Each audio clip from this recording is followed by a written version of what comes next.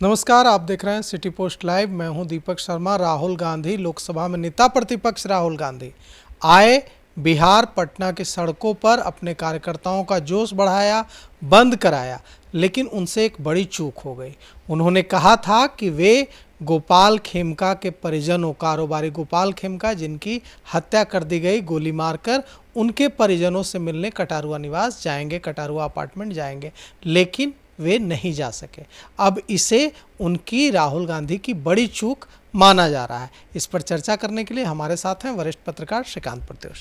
देखिए दीपक, राहुल गांधी ने बिहार में आकर और बिहार बंद में शामिल होकर सफल बना दिया और बहुत बड़ा बना दिया इस अभियान को, कार्यक्रम को। लेकिन बड़ी चूक हुई है, क्योंकि पहले से प्रोग्राम अगर उनका नहीं होता खेमका परिवार के घर जाने का या मिलने का तो कोई बात नहीं थी। लेकिन पहले से तय था कि राहुल गांधी सबसे पहले खेमका परिवार से मिलने जाएंगे।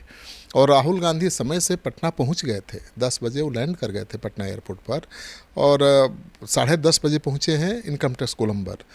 तो इस आधे घंटे के बीच वो आराम से जाकर खेमका परिवार से मिल सकते थे, उनको सांत्वना दे सकते थे। और राहुल गांधी वहाँ पहुँचते तो विपक्ष को और मजबूती मिलती, क्योंकि आपको पता ही है कि कानून व्यवस्था को सबसे बड़ा मुद्दा विपक्ष बना रहा है। राहुल गांधी बना रहे हैं, तेजस्वी यादव बना रहे हैं। ऐसे में अगर राहुल गांधी उस परिवार से मुलाकात करने गए होते तो इसका बहुत बड़ा इम्पैक्ट होता, बहुत बड़ा मैसेज जाता व्यवसायी वर्ग में खास तौर पर। लेकिन चूक हो गई, कार्यक्रम देकर नहीं जाना। ये तो बहुत बुरा लगेगा उस परिवार को भी और व्यवसाय जगत से जुड़े लोगों को भी, कि भाई आपने राजनीतिक कार्यक्रम के सामने गोपाल खेमका के परिवार को अहमियत ही नहीं दी। अरे भाई, आप जो ऐसे समय में जब राहुल गांधी ने ट्वीट करके कहा कि क्राइम कैपिटल बन गया है और गोपाल खेमका की हत्या पर चिंता जताई, और जब बिहार आए तो मिलने नहीं गए। वही बात है ना कि आपने ट्वीट किया, क्राइम कैपिटल बता दिया पटना को, और आश्वासन ये भी दिया गया कि भाई आप मिलने जाएंगे उनके परिजनों से। उनके परिजन इंतज़ार कर रहे थे कि राहुल गांधी आएंगे। राहुल गांधी आए तो ज़रूर पटना, लेकिन अपने राजनीतिक कार्यक्रम बिहार बंद में शामिल होकर वापस लौट गए। तो उस परिवार को तो बहुत धक्का लगा होगा, बहुत चोट लगी होगी। अभी वो परिवार आहत है, मर्माहत है, और उसके साथ पूरा बिजनेस कम्युनिटी आहत है, डरी हुई है। तो मुझे लगता है कि वहाँ जाना उनका बहुत ज़रूरी था।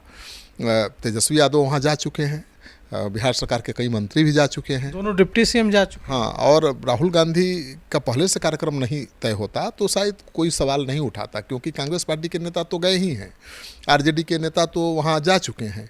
लेकिन राहुल गांधी का जब कार्यक्रम तय हो गया था तो वहाँ ज़रूर जाना चाहिए था, या तो बिहार बंद के कार्यक्रम में शामिल होने के पहले या बाद में। अब इतनी क्या जल्दी थी कि राहुल गांधी बिहार बंद के कार्यक्रम में शामिल हुए, घंटों समय दिया और 5 मिनट का समय नहीं निकाल पाए गोपाल खेमका के घर जाने का। तो अब तो सत्ताधारी दल के नेता भी सवाल करेंगे कि बहुत क्राइम कैपिटल कर रहे थे, अपराध को लेकर बहुत सवाल उठा रहे थे, बहुत हमदर्दी जता रहे थे गोपाल खेमका के परिवार से, व्यापारियों से, और आपको समय नहीं मिला राजनीति करने के लिए। आप दिल्ली से पटना पहुंच गए, प्रदर्शन करने पहुंच गए, और गोपाल खेमका के परिजनों की हाल लेने का समय नहीं मिला, सुधि लेने का समय नहीं मिला, आंसू पोंछने का समय नहीं मिला। तो मुझे लगता है कि ये चूक हुई है, कांग्रेस की बड़ी चूक है। हो सकता है कि राहुल गांधी के सामने किसी ने मजबूती के साथ इस प्रस्ताव को आगे नहीं बढ़ाया। राहुल गांधी भूल गए होंगे या उनको कोई रिमाइंड किया, तब क्यों नहीं जाएंगे? उनको अहमियत बताई जाती है कि भाई आज गोपाल खेमका के घर जाने का क्या मतलब है। मुझे लगता है कि बिहार बंद से ज़्यादा बड़ा मैसेज जाता गोपाल खेमका के घर जाने का। ठीक है, बिहार बंद का जो मुद्दा था वो बहुत बड़ा था, उससे करोड़ों लोग प्रभावित हैं। चुनाव से जुड़ा हुआ मसला है, परिचय वोटर आईडी कार्ड से जुड़ा हुआ मसला है, तो बड़ा मुद्दा था और राहुल गांधी ने आकर उसको बड़ा बना दिया। लेकिन राहुल गांधी से एक बड़ी चूक भी हो गई है कि कार्यक्रम तय होने के बावजूद वो खेमका परिवार के यहाँ नहीं जा सके। मुझे लगता है कि विपक्ष जो सवाल उठा रहा था कानून व्यवस्था को लेकर, अब उस पर हमला सत्ताधारी दल के लोग करेंगे और यही सवाल उठाएंगे जो हम अभी उठा रहे हैं कि उनके पास इतनी फुर्सत नहीं थी कि पीड़ित परिवार को जाकर उसका आंसू पोंछ लेते, उसका हाल चाल जान लेते, और ट्वीट करते हैं कि क्राइम कैपिटल बन गया है पटना, व्यापारी सुरक्षित नहीं है और आपको राजनीति के आगे कोई दिखता ही नहीं है। तो ये चूक हुई है, बड़ी चूक हुई है।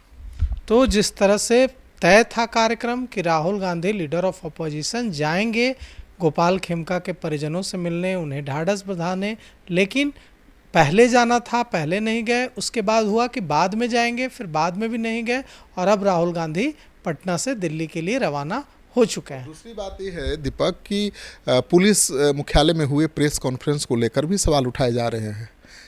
विपक्ष के नेता भी सवाल उठा रहे हैं और मीडिया में भी सवाल उठ रहा है कि भाई जब पुलिस मुख्यालय में प्रेस कॉन्फ्रेंस हुआ तो क्या नई बात सामने आई। पब्लिक डोमेन में जो बात पहले ही सामने आ चुकी थी, हम लोगों ने तो पहले ही दिन पहली खबर में ही ये इनपुट दे दिया था कि इस हत्या का कारण भूमि विवाद हो सकता है। और हत्या किस तरह से की गई, सीसीटीवी फुटेज सामने आ चुका था, हत्यारे का नाम, शूटर का नाम तक सामने आ चुका था। फिर प्रेस कॉन्फ्रेंस में क्या खुलासा हुआ है, तो प्रेस कॉन्फ्रेंस तो हुआ लेकिन उसमें कोई नया खुलासा नहीं हुआ।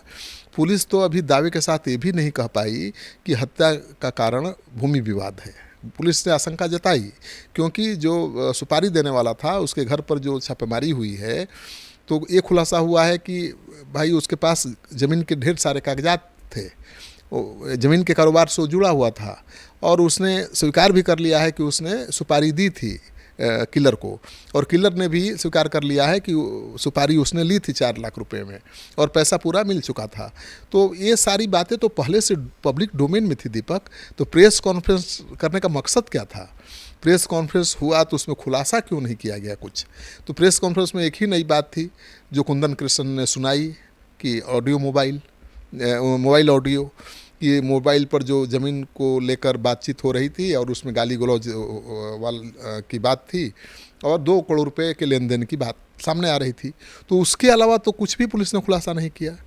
हाँ, पुलिस ने जो कहा कि भाई बॉडीगार्ड क्यों वापस हो गया था, डीजीपी ने कहा था कि उसकी जांच करा रहे हैं, तो उसमें भी कोई बड़ा खुलासा तो हुआ नहीं।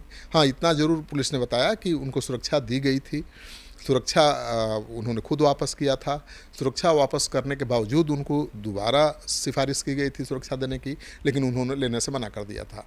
लेकिन ये कोई बड़ा खुलासा तो हुआ नहीं। खुलासा तो तभी है। दूसरा सवाल उठ रहा है शूटर को लेकर, क्योंकि जो वीडियो में एक व्यक्ति दिखाई दे रहा है और जो तस्वीर जारी की गई है शूटर की, वो दोनों में मेल नहीं है।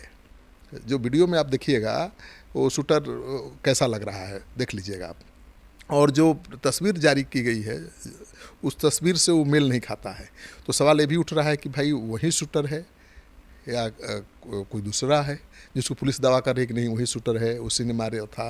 पुलिस तो कह रही है कि वो कपड़ा जो पहना था वो कपड़ा भी बरामद हो गया है, जो जिस स्कूटर का इस्तेमाल किया था वो भी बरामद हो गया है, जिस हथियार का इस्तेमाल किया था वो भी बरामद हो गया है, और उसी के बयान के आधार पर पुलिस ने रेड करके सब कुछ बरामद किया है।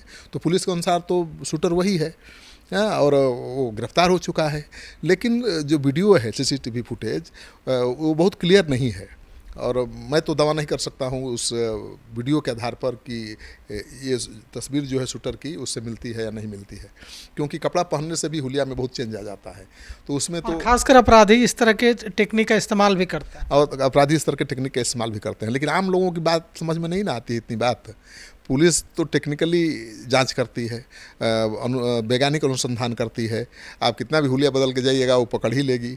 लेकिन लोगों को लग रहा है कि भाई जो सीसीटीवी में दिखाई दे रहा था वो तो नहीं है ये। तो कई तरह के सवाल भी उठाए जा रहे हैं। तो मुझे लगता है कि पुलिस को अब पूरी तरह से खोल देना चाहिए। और नाम एक आ रहा है एमएलसी का, कि एमएलसी कौन है, एमएलसी का नाम का भी खुलासा पुलिस ने नहीं किया है। तो मुझे लगता है कि पुलिस को जल्द से जल्द उस एमएलसी के नाम का खुलासा कर देना चाहिए जो इस हत्या से जुड़ा हुआ है, इस साजिश में शामिल है। तो मुझे लगता है कि पुलिस मुख्यालय बहुत जल्द उस एमएलसी का नाम सामने लाएगा, क्योंकि अटकलें लगाई जा रही हैं कि भाई ये कहीं आरजेडी का तो नहीं है। और बीजेपी के नेता दावा भी कर रहे हैं कि जो शूटर था वो आरजेडी से रिलेटेड था, सुपारी देने वाले लोगों का कनेक्शन आरजेडी से था। और इस बीच पुलिस का ये इशारा करना कि इसमें किसी एमएलसी का तार जुड़ रहा है, तो यही संदेह पता करता है ना कि आरजेडी से जुड़ा हुआ नेता है, आरजेडी का एमएलसी हो सकता है। लेकिन भाई आपने तो खुलासा अभी तक किया नहीं है, तो किस आधार पर कोई कहेगा कि आरजेडी का ही एमएलसी है? या ये भी सवाल उठ सकता है कि कहीं सत्ताधारी दल से जुड़ा हुआ तो नहीं है। क्यों उसका नाम छिपाया जा रहा है। तो मुझे लगता है कि ये जो 3 सवाल उठ रहे हैं उसको लेकर भी पुलिस बहुत जल्द बड़ा खुलासा करने वाली है। तो यह जो पूरा मामला है यह अब भी इसमें कई खुलासे होने बाकी हैं और ऐसे समय में अगर राहुल गांधी जाते वहाँ गोपाल खेमका के परिजनों को ढाढ़स बंधाने, उन्हें सांत्वना देने, तो ज़रूर इससे एक अच्छा मैसेज बिहार के कारोबारियों में, बिहार के आम लोगों में जाता, क्योंकि राहुल गांधी ने बिहार को क्राइम कैपिटल कहा था, राहुल गांधी ने बिहार की कानून व्यवस्था पर चिंता जताई थी। तो पूरे मामले पर आपकी क्या राय है, आप भी कमेंट कर अपने विचार जरूर व्यक्त कीजिएगा। तो फिलहाल इस खबर में इतना ही। आगे की खबरों के लिए देखते रहिए सिटी पोस्ट लाइव। शुक्रिया।